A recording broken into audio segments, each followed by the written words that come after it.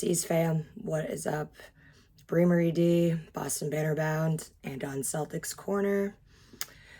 I really didn't want to come on here. I hate when I feel like I start my recap like that. I haven't had to say it too much this half of the season, which is good. But when we're down to the wire and every game really matters, it's not fun to sit here and say, I really don't want to talk about this and I don't want to come on here. But my friend Green Runs Deep on Instagram, aka Corey KJ, told me, it separates you from others if you come on and you talk to the people even when you're upset, and you talk about what happened and talk about what went wrong, and not just say, hey, I don't want to talk about it, let's move on, and only talk about their successes and when they're winning. So let's get right into it. It was round 2, game 5. Celtics stole one in Milwaukee to tie it up 2-2. And I'm starting to think that when TD Garden hands out rally towels, it has now been bad luck. So as much as I wanted a rally towel, now I have 2 of them, and they represent both of our losses. So at home. So yeah, might have to take it outside and burn it. We already went into this game with another disadvantage, that Rob Williams was listed as out again, missing his 2nd straight game. Really, really concerns me. I'm not quite sure if he is now hurt again because he came back too soon from injury, which was obviously, when I spoke to you guys about Rob coming back or not, that was my number one concern. I did not want him to be rushed back.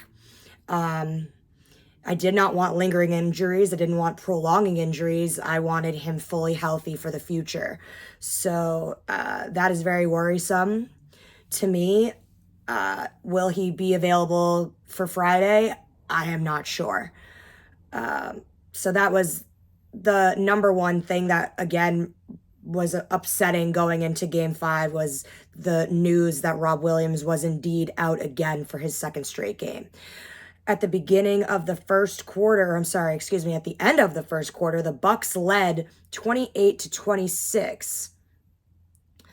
Then in the second quarter, the Celtics lead 54-47 at the half. The largest Celtics lead in the second quarter was 13 at the half. Tatum had 16 and Brown had 9. Giannis had 19 and 7, and Portis had 10 rebounds.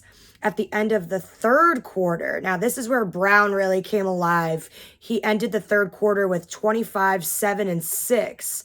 Celtics ended the third quarter up 86-77, and the largest lead at one point by the Celtics was 14. Giannis ended with 32 and 8. Holiday had 16. Tatum had 22. Tice had 11. Smart had 15, and White had 9. Now we get into the fourth quarter, and this is where we struggled. They were up 107-105 with 14.5 seconds left in the game. And you all saw how that went. So clearly not knowing how to rebound was a huge issue. The Bucks just had way too many second chance points, like way too many, an ungodly amount. And you just can't expect to win a game when you're giving them second and third chances to score on you. Just did not have solid straight up defense for a full 48. They ended up losing the game 110-107. Again, I love and trust in Marcus Smart, but he should not have had the ball in his hands at the last possession. It was said that the play was supposed to go to JT, and Smart got open, got the ball, and that's just how it played out. Unlucky things happen, I just think that the adjustments weren't made. They were a little bit outcoached in the second half of the game. We weren't making the adjustments. We were letting them beat us on both ends of the court.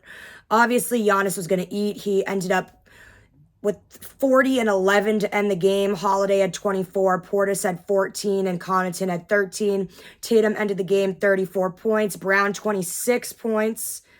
So he literally only scored 1 point in the fourth quarter. Smart had 15 and Tice had 11.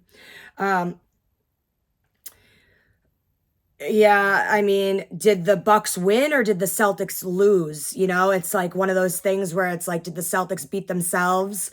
Um, Honestly, that was a must-win game. You had home court advantage. It's going to be very, very, extremely, extremely difficult to win one in Milwaukee in a game 6 closeout situation. You already know that Giannis has a good whistle in the league. You already know that we were lucky today to not have Tony Brothers or Scott Foster.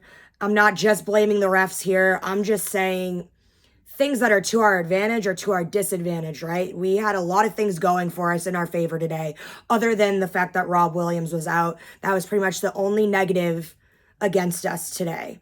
We didn't have questionable or what's the word? I guess I would say questionable or controversial, excuse me, that's the word. We didn't have questionable or controversial refs against us today.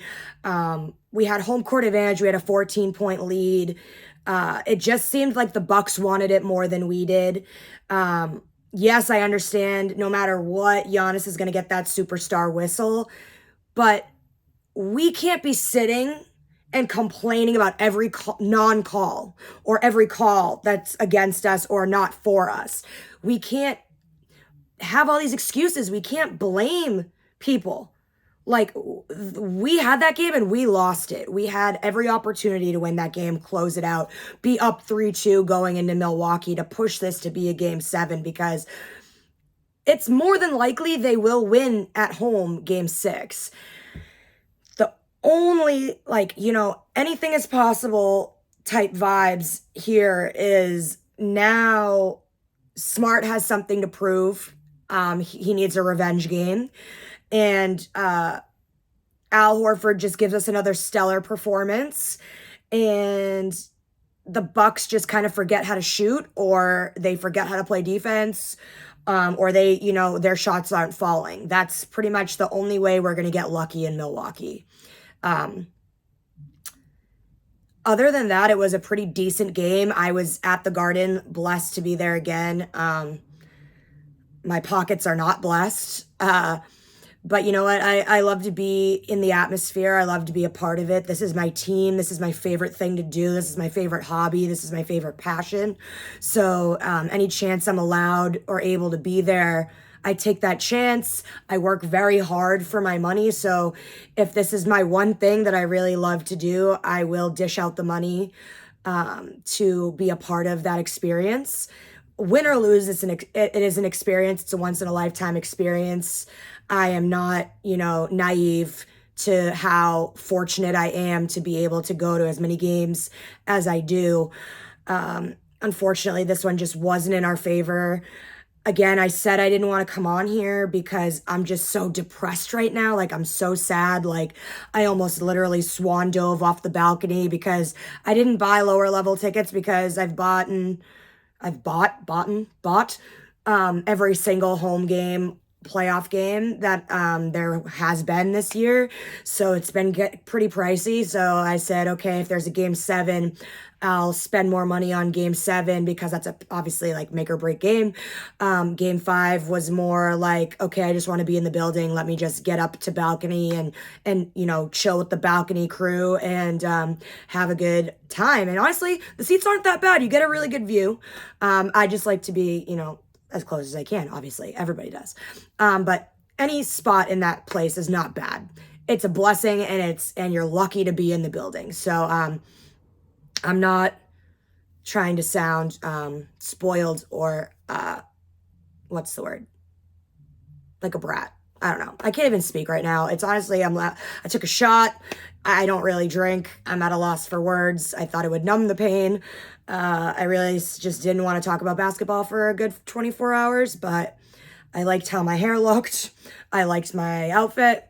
And I figured, I'm working tomorrow and I'm doing the pregame for game 6 with my Celtics corner crew. And the moment would be past by then to, sit and do a full recap of what I just experienced and what I just witnessed. Ime was furious, by the way, when that 14-point lead dropped to I think it was to a 4-point lead or something. He was livid. And I really thought that, okay, Ime's gonna, put them back, set them right back on the right track. And it just, I don't know. I don't know if they gave up. They threw in the towel. People are saying it's a choke job. Taco Fall was in the building, and I literally was like, can we just throw a jersey for old time's sake and throw him in the game? Because we desperately need some help.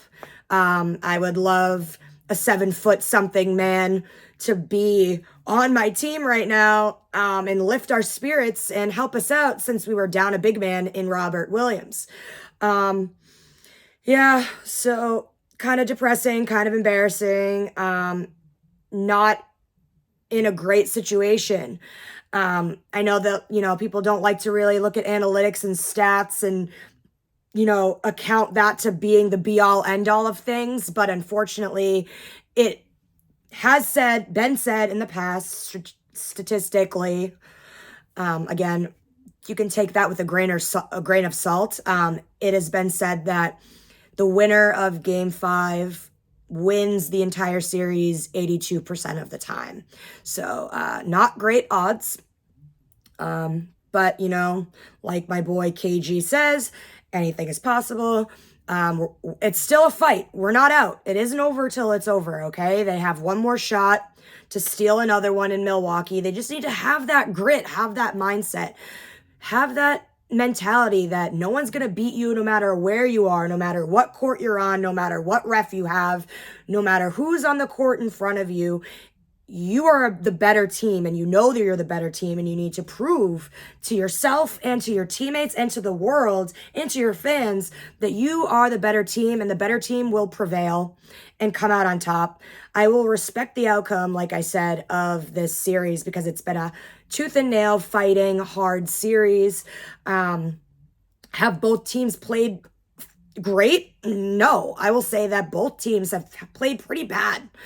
Not that great. Like I said, only losing by 3. I told you, besides that, blowout game in game 2, was it? I forget. All these games are now a blur. But whatever blowout game that the Celtics had against the Bucks, and we were like, oh, okay, that's awesome. Great. That was pretty much in my mind, a fluke. I didn't think that a blowout would happen on either end for the rest of the series anyways. Obviously, the Bucks made adjustments. The Bucks are defending champs, right? And Giannis is the reigning MVP, finals MVP. So they have a lot to prove. They have a lot to defend. And they're definitely not going down without a fight. And it's very hard to stop them. Like I said, with them not having Middleton, that is a disadvantage, but they're not seeing it as such. You don't see that in their play, that having Middleton is a huge disadvantage. And that's great. They're a really resilient team. They're really good. This has been a great matchup. I will respect whichever way it goes. I think the Bucks are a great team. They're obviously the team to beat. People have been saying whoever wins this matchup is going to the finals. Forget Miami, because obviously I think Miami's coming out of that Sixers-Miami series. They're saying, yeah, Miami has no shot if it's against the Celtics or the Bucks. So it's not over till it's over. We have one more chance. I'm hoping they push it to a game 7. It'll be in the TD Garden if there is a game 7. To win that at home in 7 would be awesome. We do love game 7s in Boston. We love sweeps more, but we'll take a game 7 if we are so lucky to do so. Like I said, I tried my best to not cry today on camera. I tried my best to not swear. I tried my best to give a fair take on what I saw today. Did the Celtics beat themselves? Yeah, I think so. Did the Bucks play well? Not that well. But you know what? They came out on top and we didn't. They played a full 48 and we did not. And that's just how it goes. You can't fall asleep. You can't be satisfied. You can't take your foot off the gas when you're playing a team like the Bucks. No lead is safe. No lead is secure. And now they really need to watch some film, make the adjustments, get in the right headspace, mindset to go into Milwaukee, into enemy territory and try and win to extend this series out to 7. Or else your season's over. All that hard work, right? You started off terrible. No one believed in you. Everyone was questioning everything because you were 22 and 24, not even in playoff contention. You just looked terrible before the All-Star break. You did so much work to dig yourself out of that hole and turn this whole season around for you. You made it to the 2 seed.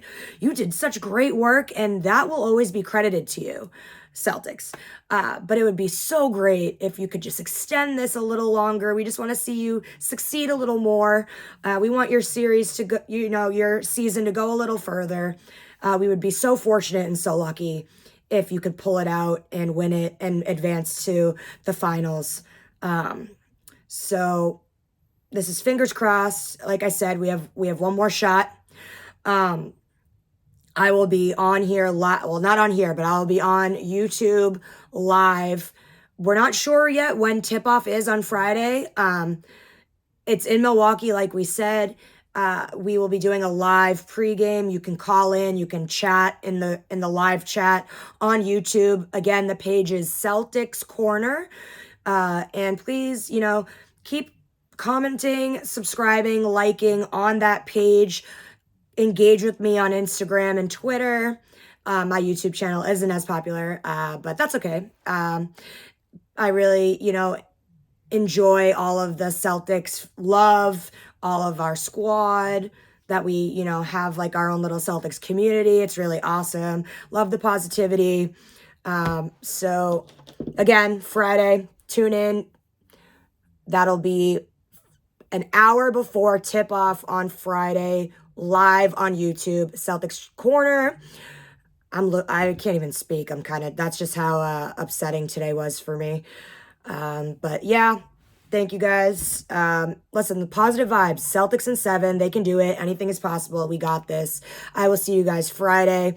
Thank you for tuning in. I appreciate all of you. Go Celtics. See you Friday.